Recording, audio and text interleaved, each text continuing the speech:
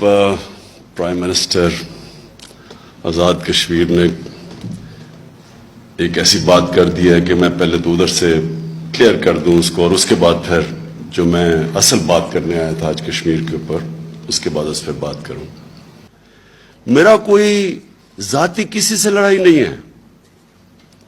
مسئلہ یہ ہے کہ اگر میرے گھر میں کوئی چوری کرتا ہے اور میرے گھر کو مقروض کر دیتا ہے تو کیا میں اسے دوستی کر لوں؟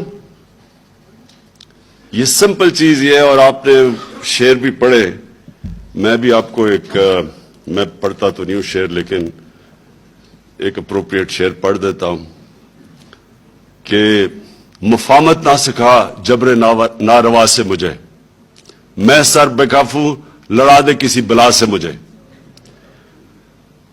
کبھی بھی پلیز مجھے کرپٹ لوگوں سے، جنہوں نے اس ملک کو لوٹ کے پیسہ باہر لے کے گئے ہیں، پلیز مجھے ان سے مفاہمت کرنے کا نہ کہیں۔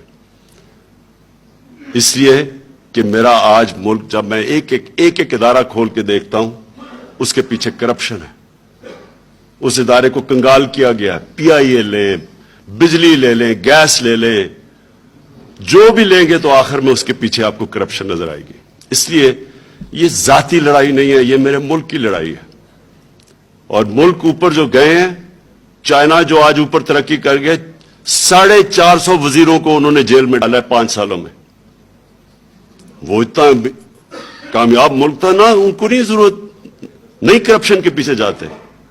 اور اسی طرح آج امریکہ کے اندر آپ دیکھیں یا کوئی بھی ملک پر 30 سال کے بعد وہ جن لوگوں نے کرپشن کیا ان کو پکڑ کے جیل میں ڈالتے ہیں۔